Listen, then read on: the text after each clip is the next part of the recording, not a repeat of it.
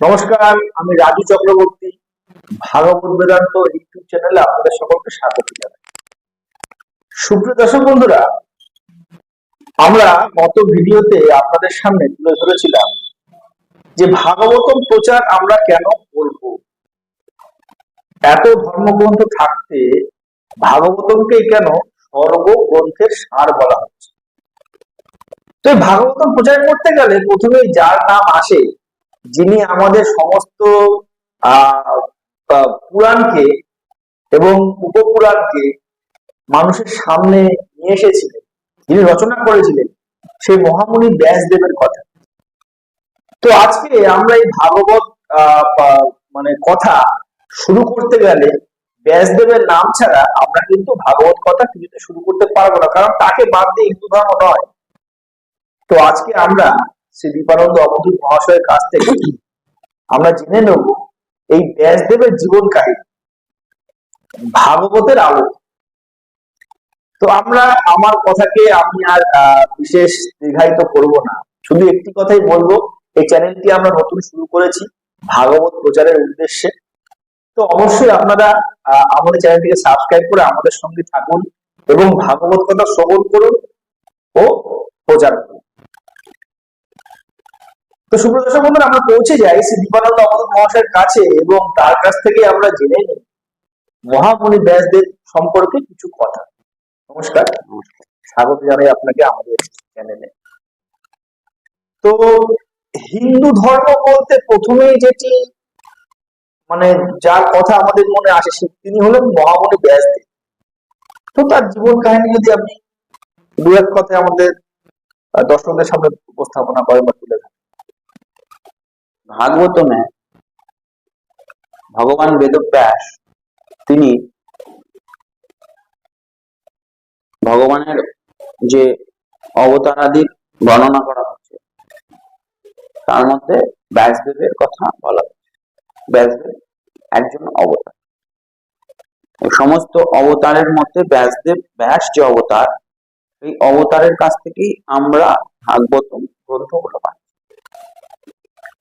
তাই ভাগবতমেই বলছে যে ব্যাসদেব কে। ব্যাসদেব হচ্ছেন পরাশর ঋষি এবং সত্যবতীর পুত্র। তিনি দ্বাপর যুগে বেদকে 4 ভাগে বিভাজন করলেন। বিভিন্ন পুরাণাদি শাস্ত্র তিনি রচনা করলেন। মহাভারত তিনি রচনা করলেন।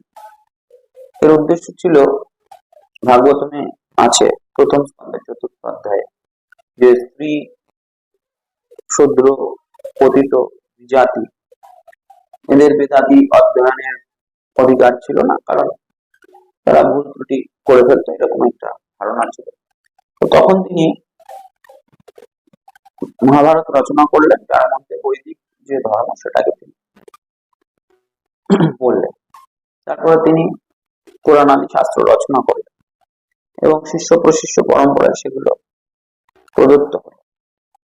তথাপি তার মনে তিনি কোথাও সন্তুষ্ট হচ্ছিলেন না, অসন্তোষ অনুভব করতেন। হয়তো আমি ভগবান শ্রীকৃষ্ণের প্রিয় যে ভাগবত ধর্ম, পরমহংসদের প্রিয়, সেই বিষয়ে কিছুই বলিনি। এমত অবস্থায় নারদ মুনি তার আসলেন, তার আশ্রমে এসে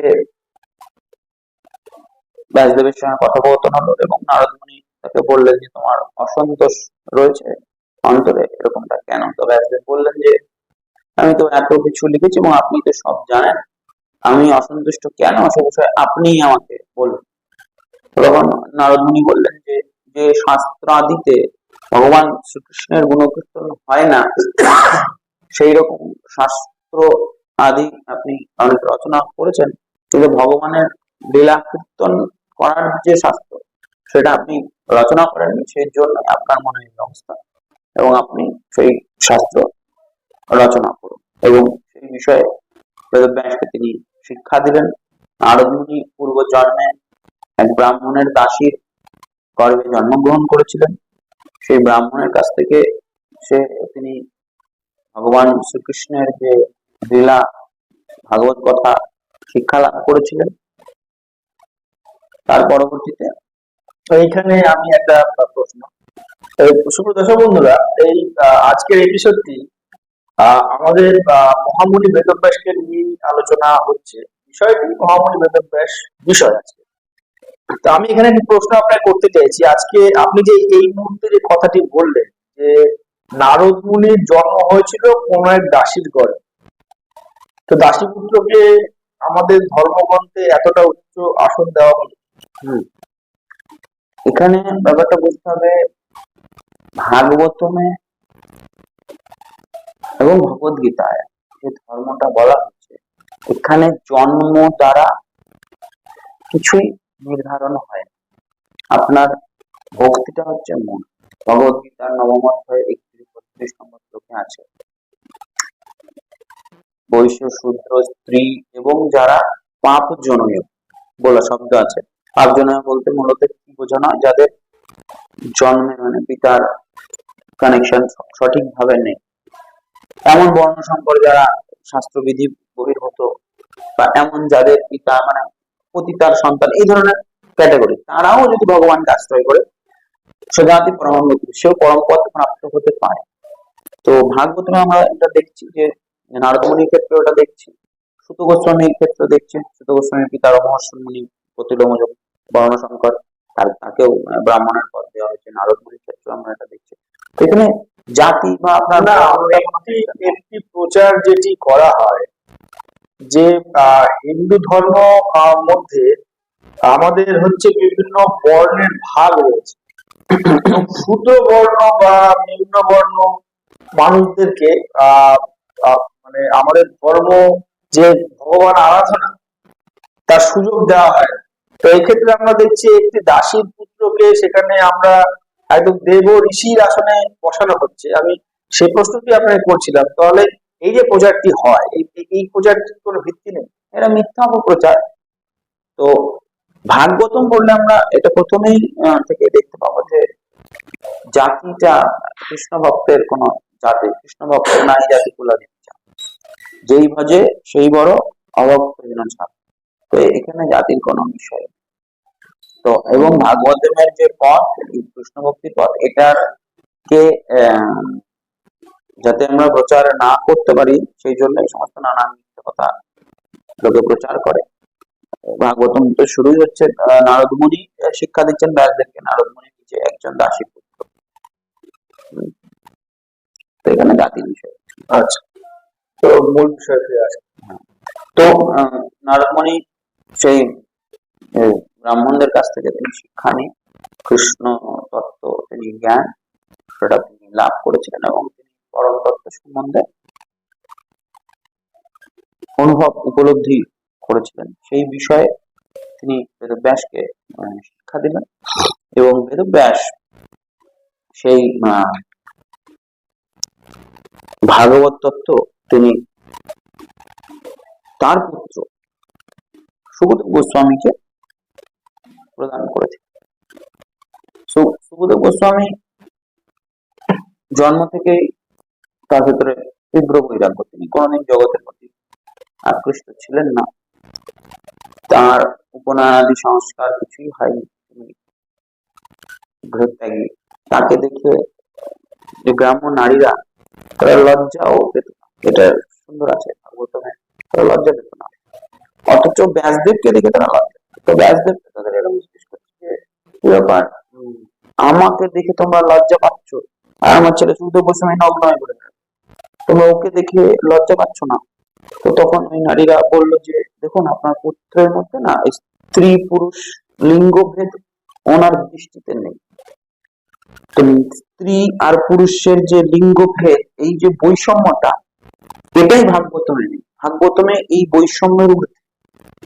ভাগবতমে যে জাতির কথা বললেন দশম স্কন্ধে আপনি দেখবেন গোপ কন্যা, তারপরে বনবাসী মেয়েরা, তাদেরকে ভাগবতমে সর্বশ্রেষ্ঠ স্থান দিয়েছে। এক তো তারা নারী, এবং দ্বিতীয়ত গোপ কন্যা, তারপরে আরো রয়েছে বনবাসী কন্যা, তাদেরকে পরম স্থান দেওয়া হয়েছে। সমস্ত ঋষি মুনিরা যাদের চরণের রথ, চরণ ধুলি মাথায় নেয়। এখানে লিঙ্গ ভেদ, পুংলিঙ্গ, স্ত্রীলিঙ্গ, বা উনি অমুক জাতির, উনি অমুক জাতির, জাতিভেদ, লিঙ্গ ভেদের সম্পূর্ণ মধ্যে হচ্ছে ভাগবতমের যে ভগবত তত্ত্ব, ভাগবত ধর্ম। এখানে কৃষ্ণের সাথে ব্যক্তিগত সম্বন্ধ করে, এবং সেই বিষয়টা ব্যাসদেব নারদ মুনির কাছ থেকে শিক্ষা লাভ করলেন। তিনি নিজে একজন দাসী পুত্র, এবং তিনি যাকে শিক্ষা দিলেন সুখদেব গোস্বামী, তিনি কোনোদিন তার উপনয়নাদি সংস্কার হয়নি। তিনি জন্ম থেকেই বৈরাগী, এবং তিনি পোশাক দিয়ে পড়তেন না, দিগম্বর ঘুরে ঘুরে বেড়াতেন, এবং তার এতটাই তার দৃষ্টি এমন যে তিনি নারী পুরুষে ভেদ করতো না, কোনো নারী তাকে দেখে লজ্জাবোধও করতো না। আমরা কি একটা, এই ধরুন আমার হাতে ফোনটা আছে, ফোনটা দেখে একটা জড় পদার্থকে দেখে আমাদের কোনো কাম উত্তেজনা হয়? যে পরমাংশ সে সে স্বাভাবিক ভাবে দেখে যে একটা ফুলকে দেখে কি আমরা কখনো বলি যে ফুলটা খুব নগ্ন? ফুলটা তো গাছের যৌনাঙ্গ, ফুলটা গাছের যৌনাঙ্গ, আমরা কখনো বলি না ফুলটা গাছের যোনি? ফুলটা তো গাছের যোনি আর লিঙ্গ। খুব খারাপ। এই যে খারাপ বোধটা আসছে না, এটা আমাদের ছোট থেকে এক একটা সমাজের এক একটা নৈতিকতার মাপকাঠি। এই মাপকাঠি যে ভাগবত তত্ত্ব বোঝে, যখন এর ঊর্ধ্বে ওঠা যাবে। একটা ফুল যেমন, ফুলটা সুন্দর, তাকে দেখে আমাদের একটা সুন্দর অনুভূতি হতে পারে, যেমন একটা নারী, সেও সেরকমই, তার অধিক কিছু নয়, সে ভোগ্য বস্তু নয়। এই নারীকে ভোগ্য বস্তু মনে করা থেকেই এই সমস্ত বিষয়গুলো আসে, যে ওর না দাসীর পুত্র।